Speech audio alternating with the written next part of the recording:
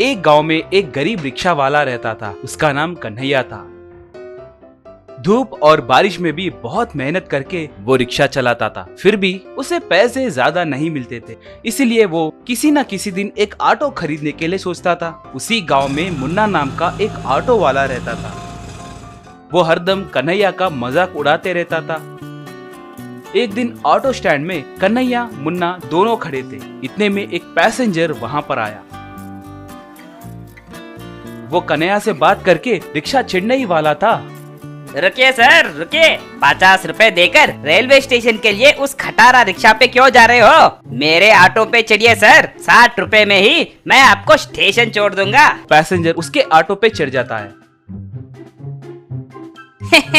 क्यों रे कन्ना, कैसी लगी मेरी मार? वैसे भी मुझे रेलवे स्टेशन पे थोड़ा काम था, इसीलिए पैसेंजर को पकड़ा है, कहकर हंसते हुए चला गया। कन्हैया बहुत दुखी हुआ। एक दिन एक स्वामी जी स्टैंड के पास आकर, बेटा, मेरे पैर में कांटा चुभा है, इस वजह से मैं चल नहीं पा रहा हूँ। जरा मुझे जंगल में मौजूद मेरे आश्रम तक छोड़ सकते हो क्या? तुम्हें देने के लिए मेरे पास पैसे भी नहीं है बेटा।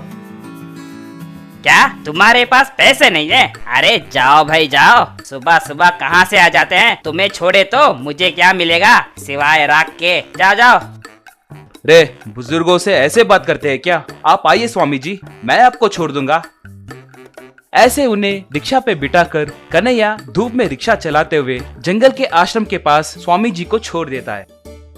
बेटा, बहुत बहुत धन्यवाद। मुझे समझ आ गया कि तुम बहुत दिनों से एक ऑटो रिक्शा खरीदने के लिए सोच रहे हो। तुम घर जाकर बैम्बू से एक ऑटो तैयार करो। वो ऑटो बिना पेट्रोल के ही चलेगा। वो ऑटो तुम्हें आए दिन थोड़े पैसे भी देगा, मगर तुम वो पैसे अपने आप के लिए इस्तेमाल किए बिना गरीब लोगों में बांट देना। ऐसे किए तो ही वो ऑटो तुम्हारे पास रहेगी, नहीं तो बहुत बड़ा खतरा होगा, कहकर आशीर्वाद दिया। बाद में कन्हैया घर आकर एक हथौड़ा और कीलों की मदद से बैम्बू से एक ऑटो तैयार किया।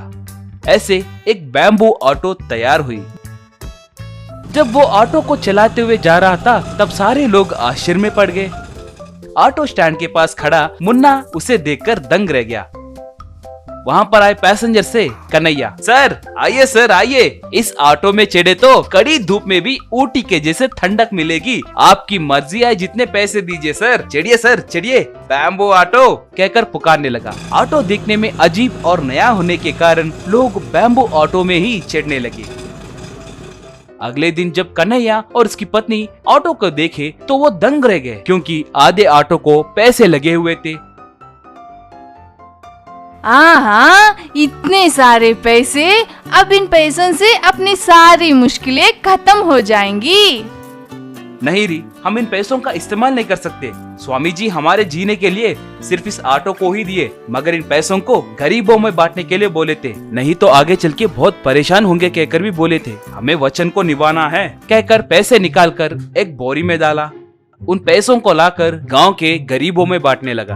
वो सब देखकर मुन्ना को बहुत गुस्सा आया। इस कमीने के पास इतने पैसे कहाँ से आए, ये मुझे पता करना होगा, सोचा। ऐसे मुन्ना कन्हैया के घर के पास आया। तब ऑटो में से पैसे आना, कन्हैया उन पैसों को लेना, ये सब देखा।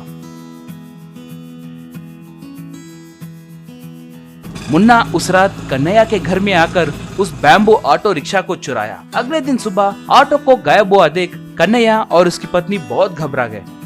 सुबह कन्ना उठकर ऑटो के पास आकर देखा, मगर ऑटो में से पैसे नहीं आए। अरे ये क्या, पैसे क्यों नहीं आए? सुबह हो गई है ना, फिर भी पैसे क्यों नहीं आए? कब आएंगे पता नहीं, सोचा।